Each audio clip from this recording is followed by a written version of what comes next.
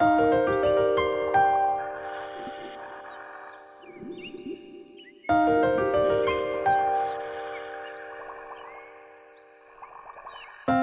光中禅寺湖の秋の風物詩、八丁出島の紅葉を見に来たのだが、紅葉の美しさのほかに遊覧船の幾何学的引き波の波紋の織りなす造形美に気づかされたのであった。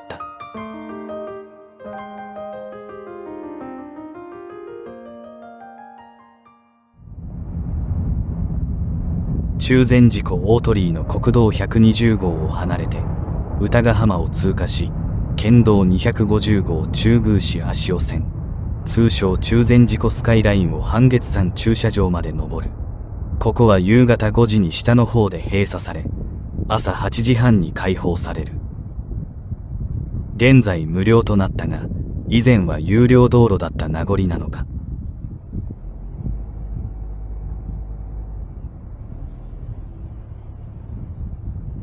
正面に見えるのが半月山で、頂上から向かって左に中禅寺湖を一望できる展望台がある。駐車場から足尾方面にかけても紅葉がきれいな斜面がつながっている。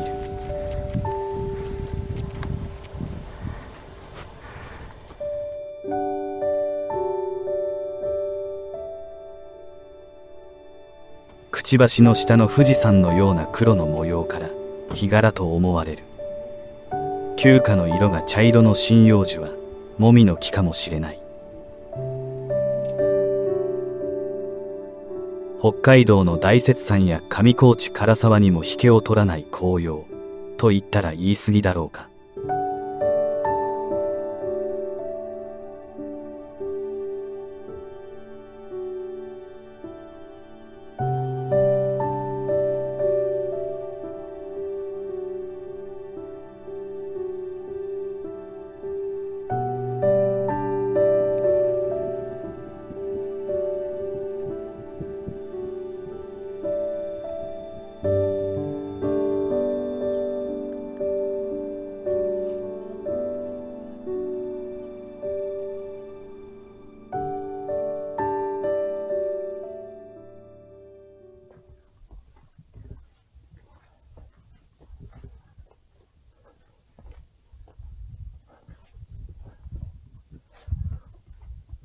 30分弱で半月山の展望台に到着。しかしこの吊るし雲らしき雲がずっと上空に居座っていて、八丁出島周辺に影を落とし続けている。ずっとこんな感じですか？ああ、地形的に多分雲がずっととどまりやすいんでしょうね。こいつのせいでここまで出張ってきて出島がこんな状態だ。せめてこういうのを期待していただけに、これは受け入れがたい。下方は寝て待て。八丁はココアで待て。アルコールストーブでココアを作って日が差すのを待つ。吊るし雲というのは富士山周辺でよく見かける。一度雲ができると周りの雲が動いているのにその場所からほとんど動かない雲のことだ。複雑な気流や気象条件でそうなるのだろう。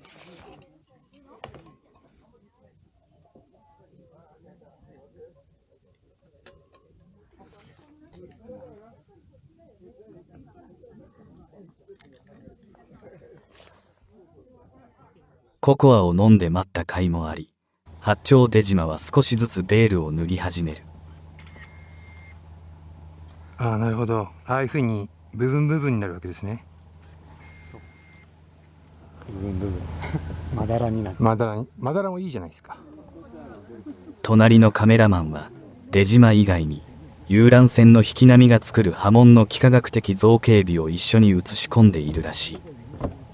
ちょっと波紋に注目すると、なるほどこれが面白い。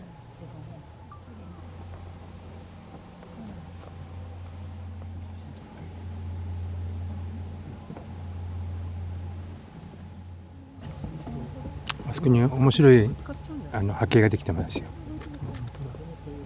なんか干渉し合ってね。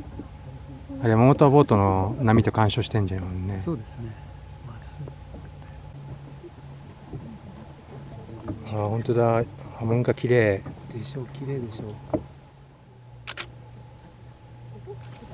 そこでもう少しスピード上げてくれればな、もっと綺麗に波紋が出るんだよな。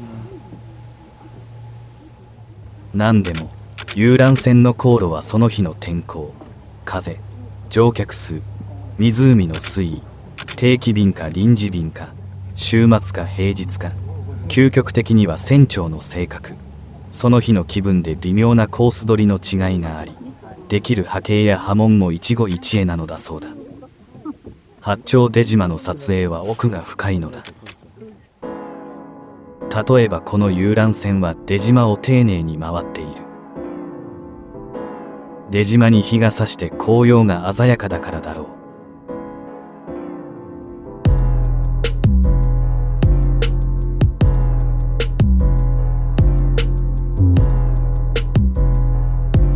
一方、こちらは日陰になったからか雑にしか回っていない。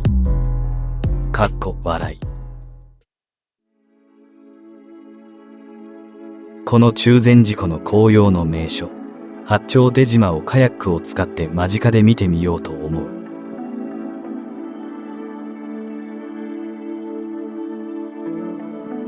テイクオフは歌ヶ浜の駐車場からこのように進んでいく。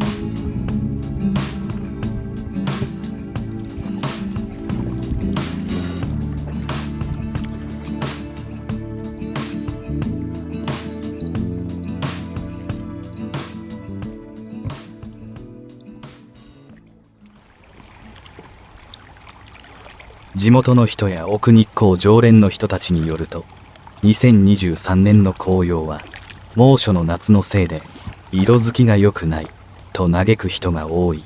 しかし見たところもみじの赤い色は申し分ない。ただ少し黄色の鮮やかさに欠けるというのは否めない。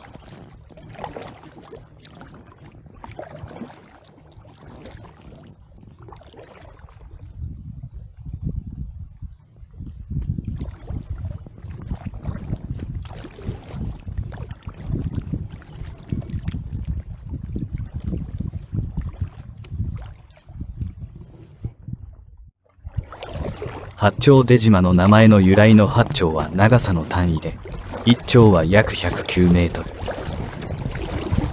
八丁は約872メートルということになるが、地図で調べてみると、実際は530メートルくらいだった。午前中は向かって左側から日差しが降り注ぐが、午後を過ぎたあたりから右から日差しが当たるので、紅葉は湖の照り返しも含めて反対サイドの方が華やかな色合いになる。八丁出島のこちらサイドは影となりがちなので、思い切って出島の反対側に行ってみよう。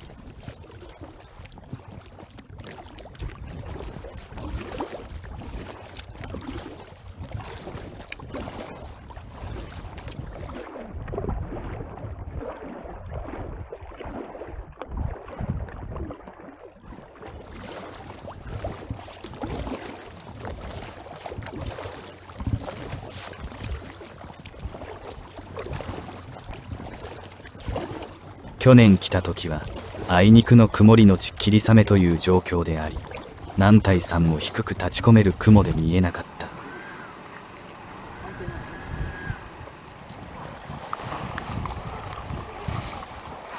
出島の先端付近には目印となる岩がある。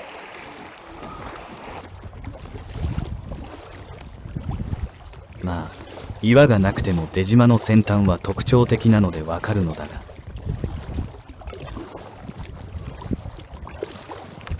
この岩だ。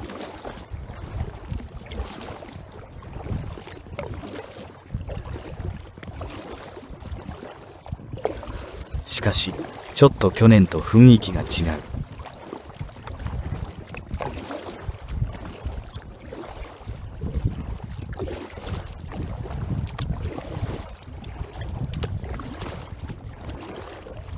今年の中禅寺湖の水位がだいぶ低いというのがわかる。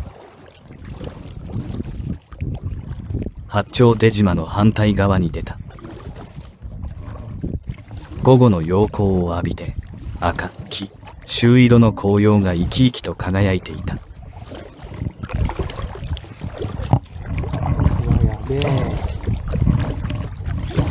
なんじゃこれ。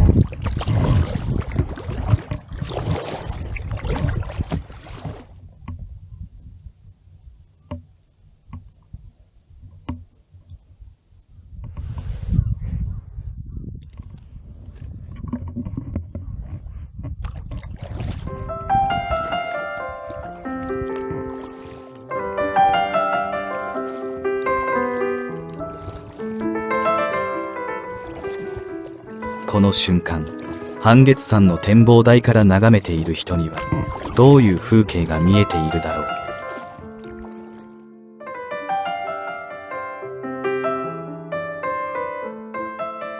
考えてみれば、今朝たった数時間前には自分がその展望台からこの八丁出島を眺めていたというのも不思議な感じだ。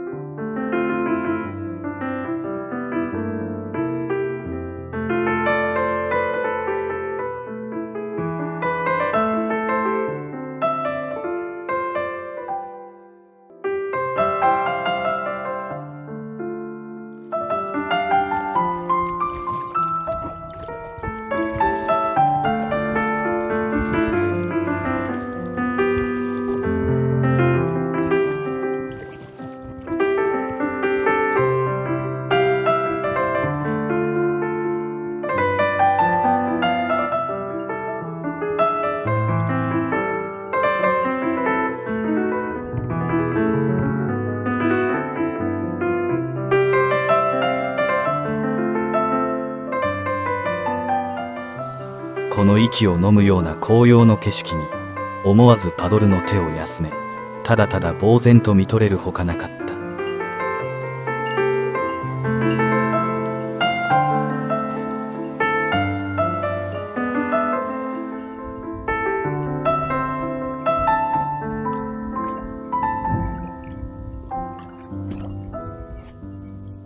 水ならの黄色が際立っている。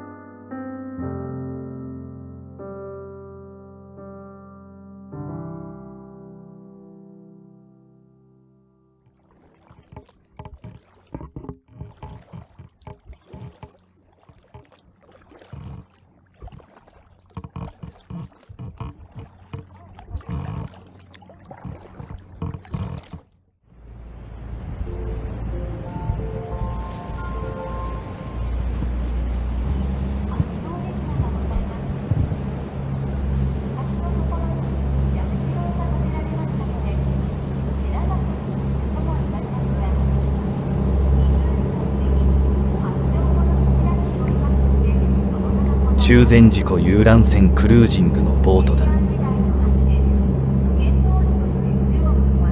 間もなくすると引き波がやってくる。艇を波に垂直に向けて迎え撃つ。普通カヤックにとっては船の引き波は厄介なのだが、まあこの景色なら湖面にバリエーションをつける引き波も悪くない。波やうねりに対しては静止しているより動いている方が安定するので、ちょっと前進する。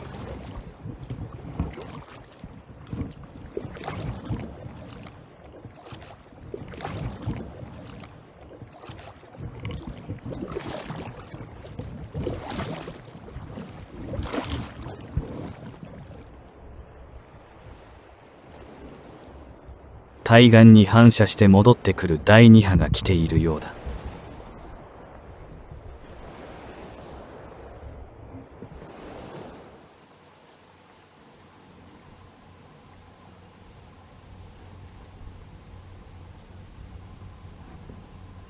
太陽が山の陰に隠れると急に気温が下がるので、名残惜しいがそろそろ戻らないと。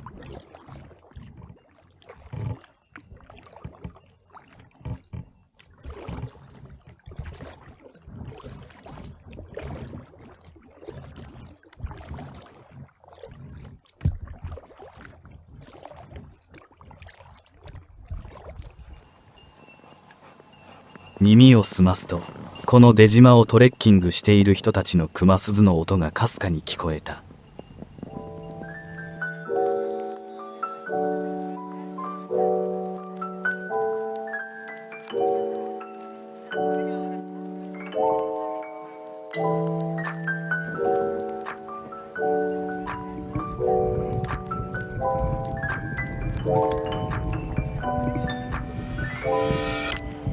帰りは水面を滑るかのように、英国大使館別荘記念公園の岸にカヤックをつける。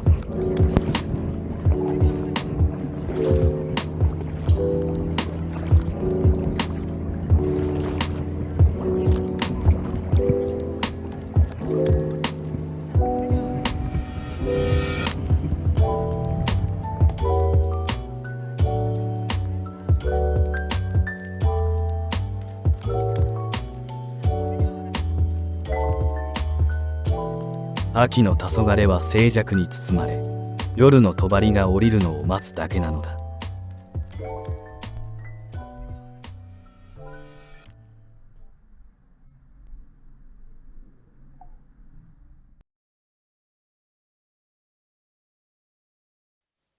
ご視聴ありがとうございました。チャンネル登録、そしていいねボタンを押していただくと動画作成の励みになります。